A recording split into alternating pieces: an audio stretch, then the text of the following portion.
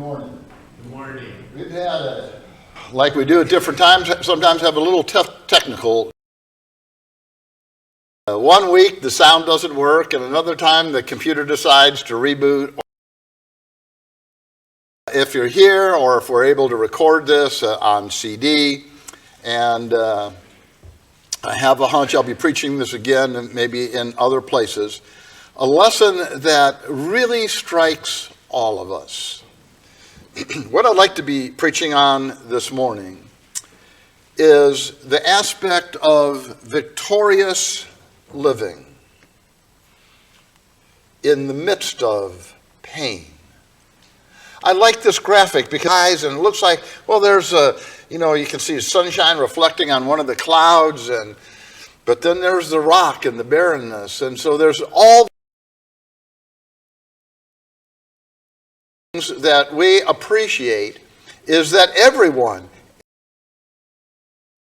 it's different for different people, different situations at different times in your life. Everyone faces pain.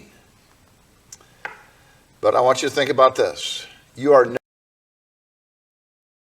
never were alone.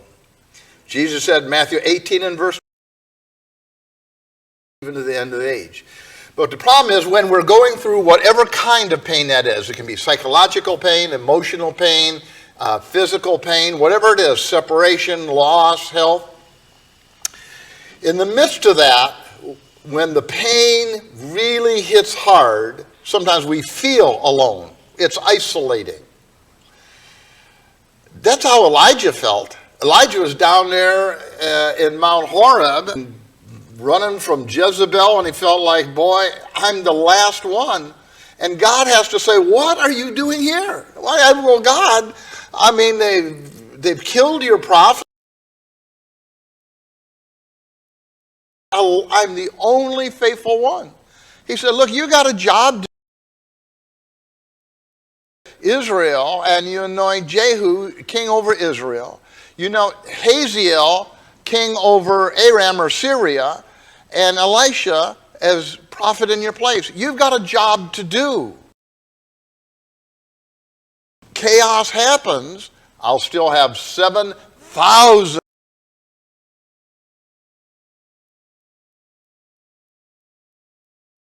We're alone.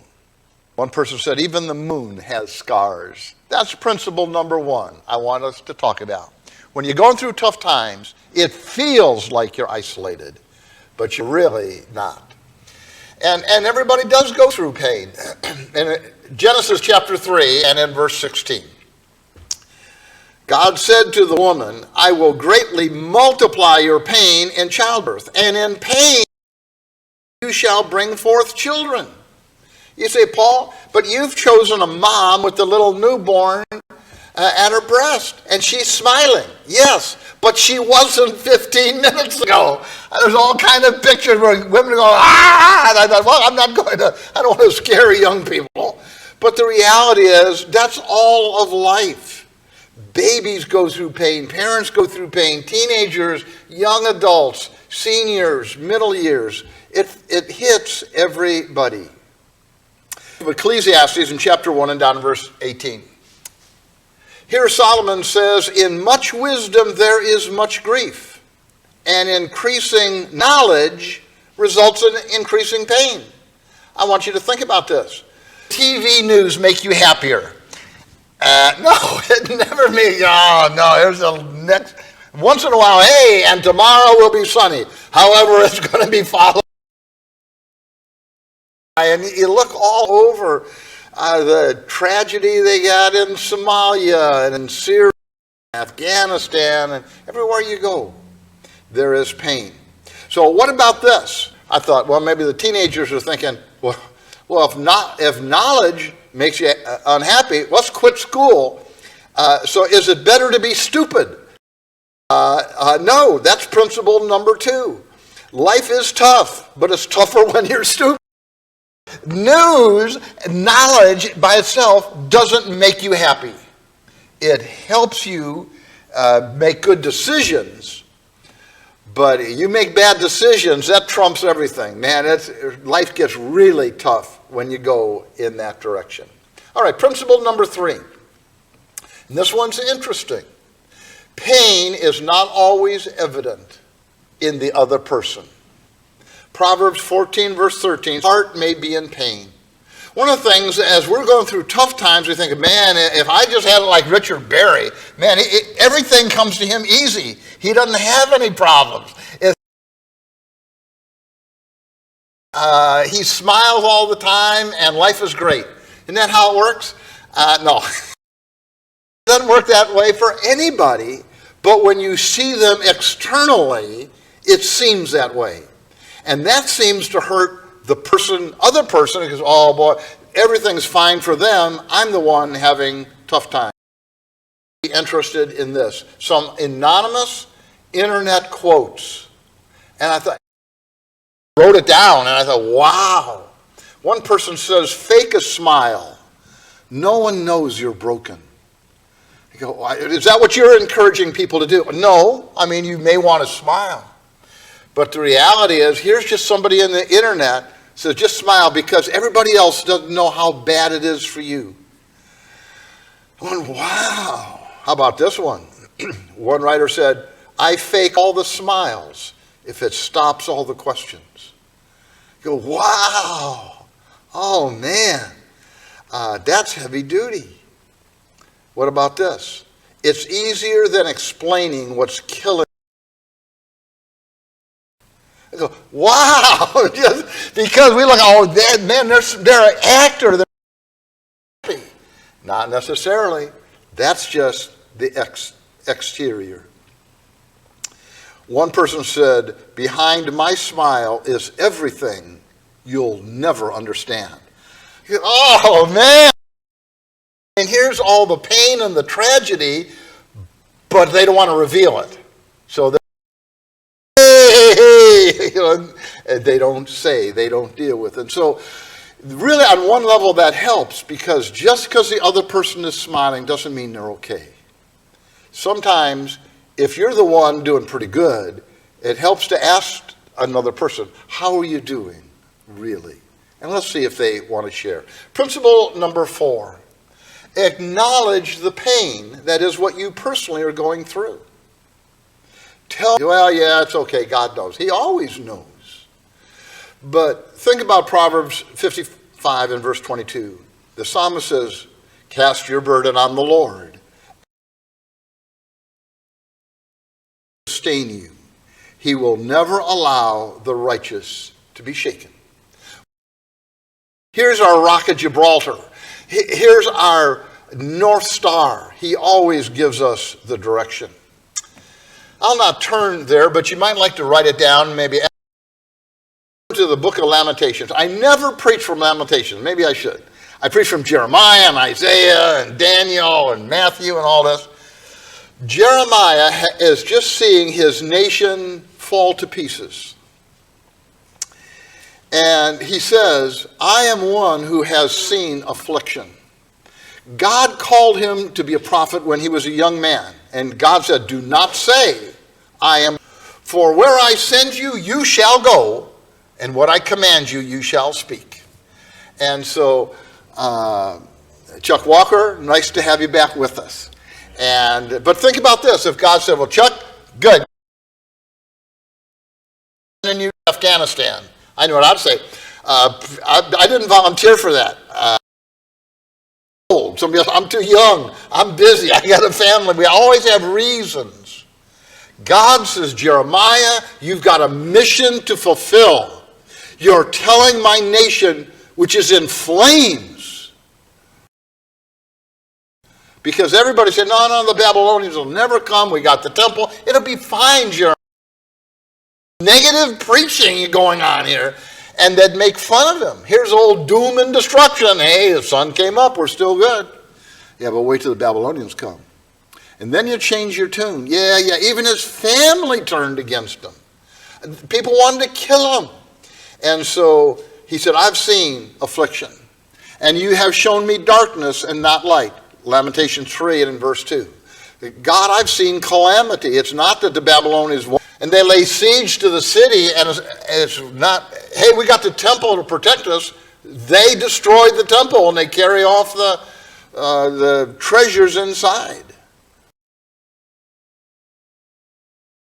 I've broken my bones. God, I'm really hurt. Time to tell God that. You have set me in dark places, like those that are dead. I mean, I'm depressed, God. And people get that way. You have, I don't see any reasonable options. How do I change anything? How do I do anything? You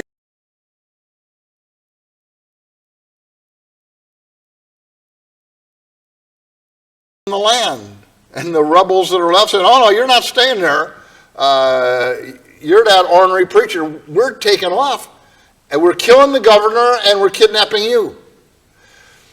And Elijah was a prophet in captivity.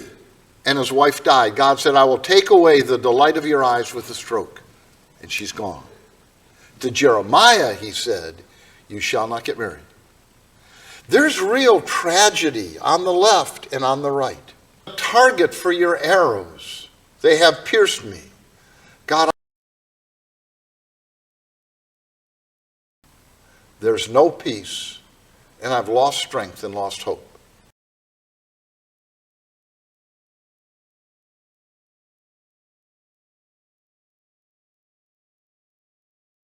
And all of us in Lamentations 3:22, the Lord's loving kindness never ceases.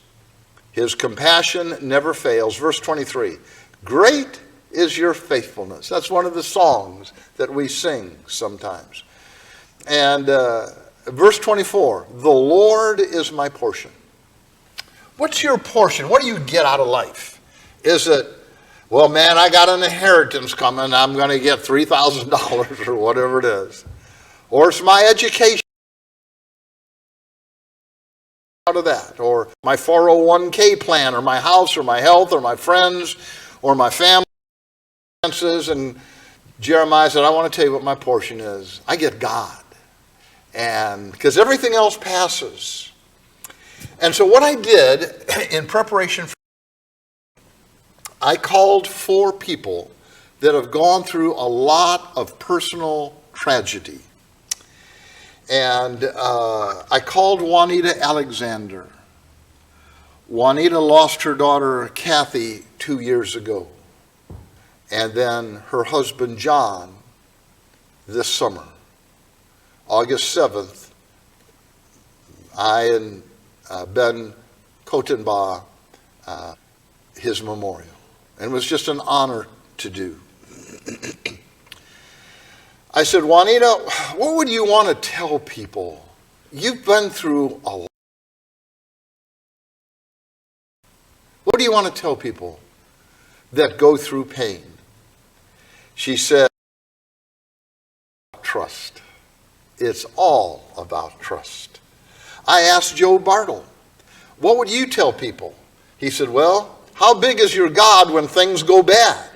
Because here's Karen that was diagnosed form of leukemia, and then all the ups and downs and chemotherapy and out of the hospital and reactions with the medicine. And a few weeks ago, she's on and really great results, but the doctor said nothing's really going to last indefinitely, but it's really good for the time being.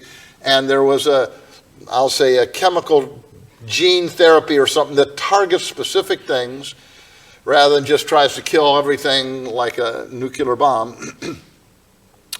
One bag, like you go in the hospital, well, here's one bag of chemicals for her. One bag, $30,000 for one bag. He said for her treatments, maybe $1 million so far. Joe said the Apostle Paul, but he wrote most of the New Testament. He says, I said, well, Joe, how do you do it? He said, no matter how I feel physically, I'm honoring God. So as people go through tough times, you say, well, Paul, look, things are going. Yeah, well, let me tell you people who it's going very tough for.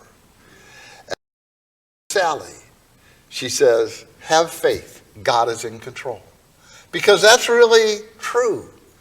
That as people look at their lives, we like the idea, hey, I'm in control of everything. Man, I'm in control of my car. I'm in control of my finances. And what's it take to shatter that I'm in control stuff? I mean, just one car accident, one anything, health reversal.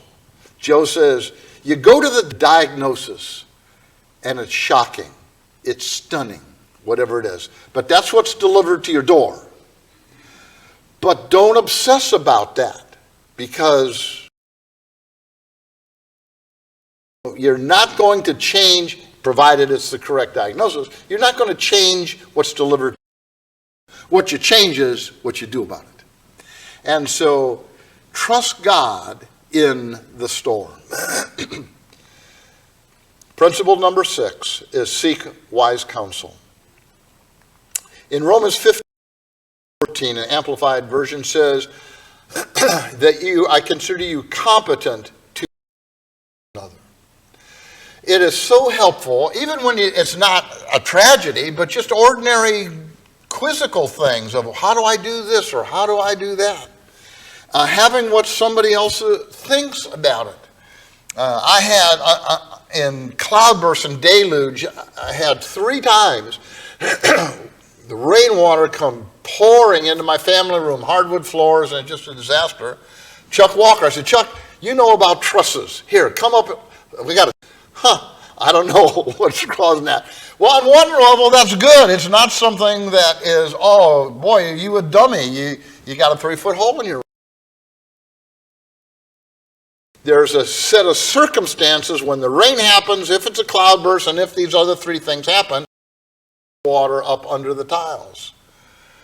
It helps to have somebody to talk to.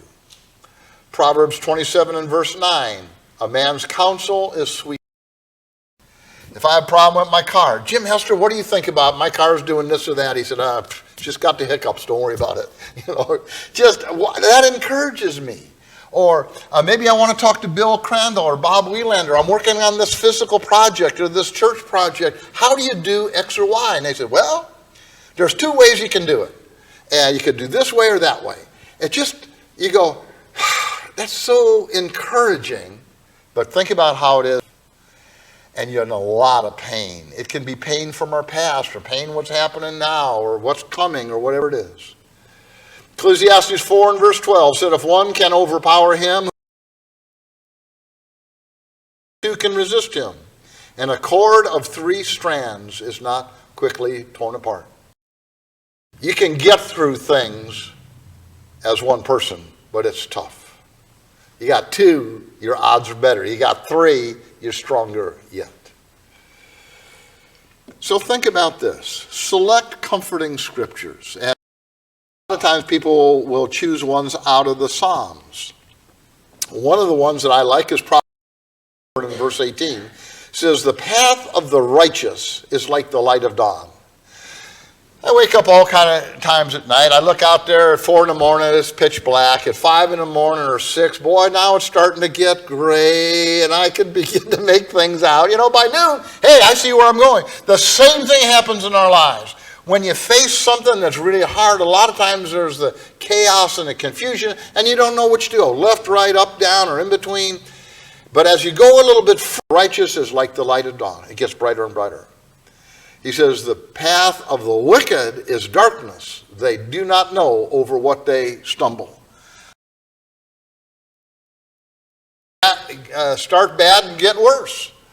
I asked one time a lady counselor on behalf of another person, I said, how do you define an alcoholic? She said, well, that's on one level, that's hard to define.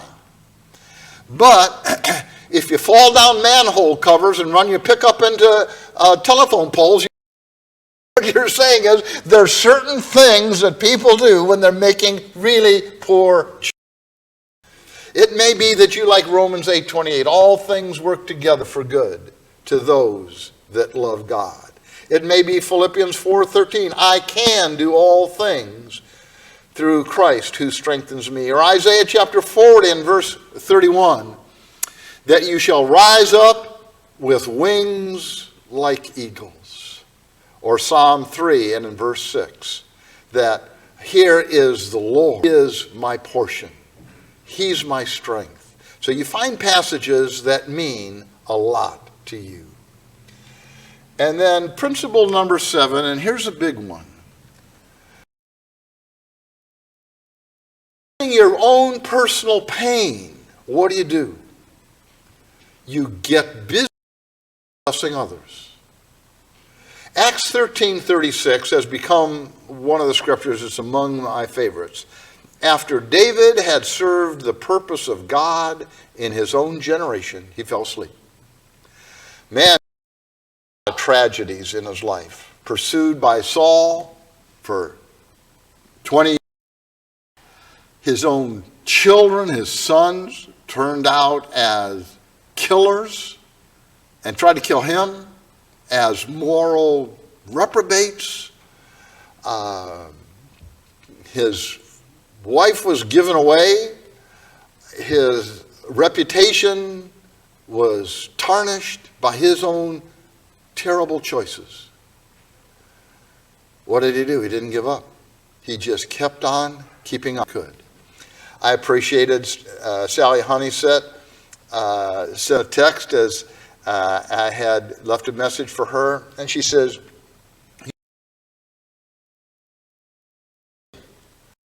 leave the rest with him. Isn't that right? That is, you focus on what you can do. B, C, and D. Well, how about the rest of the alphabet? I can't do those things, but I can do these things. So, as you pray to God, you tell him how you feel and what you're saying, and then you do what you can do. Daniel 11:32b, but those who know their God will display strength and do what? Take action. Because we locked up in our own pain and our own suffering. Tammy Lubner said, don't focus on your pain. Tammy has gone through enormous pain, both emotionally gone by and physically currently. We know she had her hip replaced. Well, I thought, okay, well, you're good to go. Oh, no, that's not the end of the story. Because with that, she had, I think, 4 herniated discs. The doctors didn't know she would do this first or that first. Said, okay, start with the hip. And so in November, maybe November 2nd, she goes in for consultation for the next part. But that's not all of it. That's just the physical part. And I said, how do you I told her, I said, man, I am not good with pain. If I think tomorrow, I take Tylenol today.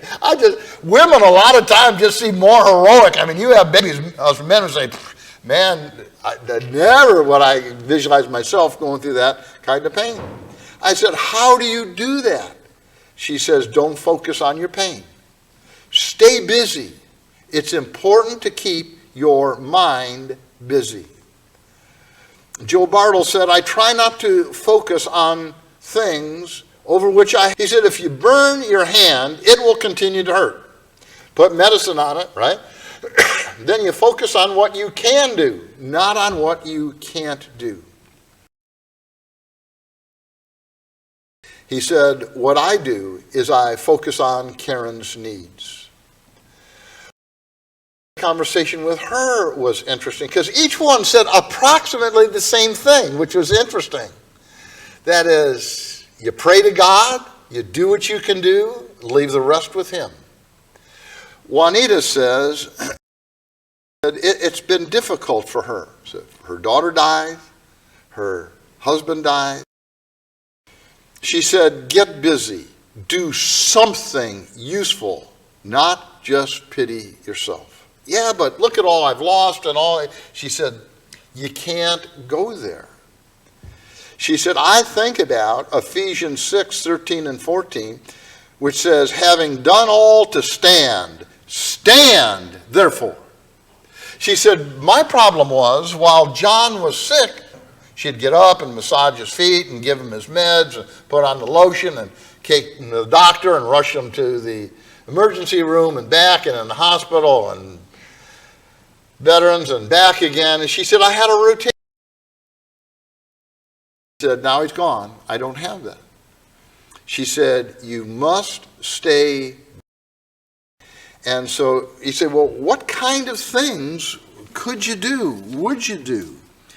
And so I jotted down 45 different ways you can bless others. If you're interested in copies, and you can have one afterwards, or I came across it, 100 things. Half of them I said, well, I don't see me doing that, but these kind of things, go visit the elderly or the shut-ins and just listen. He said, well, what do I do? Well, you ask them, where'd you grow up? What was it like for you as a kid?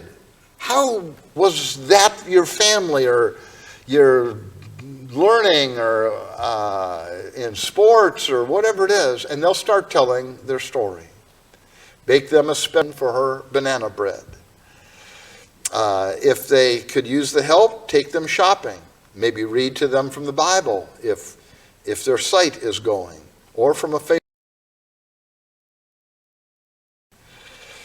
If you or maybe a few say, I can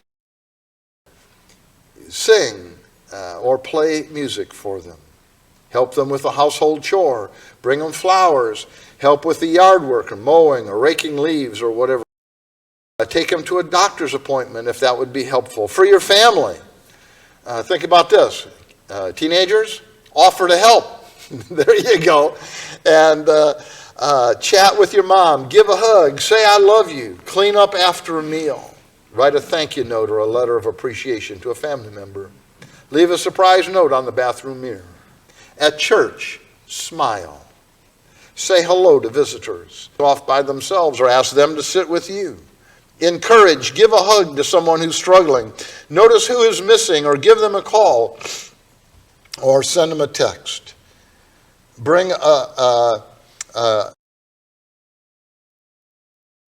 somebody to church with you. Invite them. Remember birthdays. In the building. I appreciate that Gayleen said, hey, I'd like to help, but she was moving in. I said, well, after services, I want to tell you what to do. Because I'll be gone next week, and ta-da. And so everybody has something that you can do to bless others. Give. At work, ask your boss what more. Bring a treat for coworkers. Share your faith. Be positive and grateful, not the one who is the complainer. Stop the gossip. Thank your boss or coworkers. Be willing to lend a hand. Go the extra mile, not being a doormat, but do lend a hand. Write a thank you note. Write a letter to someone just because. Give them away. Email a friend to check up on them. Write an encouraging letter to someone who needs it. Send a text to a friend and let them know you're praying for them. Write a scripture on a Post-it note and place using wisdom. Write Bible verses on, place them in library books. Smile and if you're out and about and say hello to others. Give up a parking space for someone else. Pay for someone's coffee. Be kind and patient toward your waiter. Door open for others. Let someone go in ahead of you. Pick up things that have fallen off shelves. Patience toward the cashier. Give a stranger a sincere compliment. Pick up trash. Wave a thank you to others in traffic. I so often appreciate somebody lets me in. I make a point. I roll down my window and wave. Every once in a while, sometimes a person will wave back. A couple last things. Give away things you don't use. Give homemade baked goods to your neighbors. Be a mentor. Send some flowers. Give money anonymous. Offer encouragement. Always choose kindness. What we've done this morning is we've looked at a handful of things in the midst of pain. Remember, everybody goes through pain and you're never alone. It's good to acquire knowledge, but knowledge isn't happiness because being stupid is worse. Others' pain isn't always evident because their smile may hide it. Acknowledge the pain. Tell God how He is with you. Trust God in the storm because He's never changed. Seek one, two are better than one. And stay busy blessing others. Honor God with your life. Jesus said, Matthew 11:28, come to me all you who are weary and burdened, and I will give you rest. And so think about that opportunity that you have. That if you say, you know, God, I need to rededicate my life. Or you know somebody that needs to be baptized into Christ, encourage them. Suffering. Be sympathetic toward them because everybody is carrying a really heavy burden. Let's be standing now. We're going to sing our invitation song, number 754, When Jesus.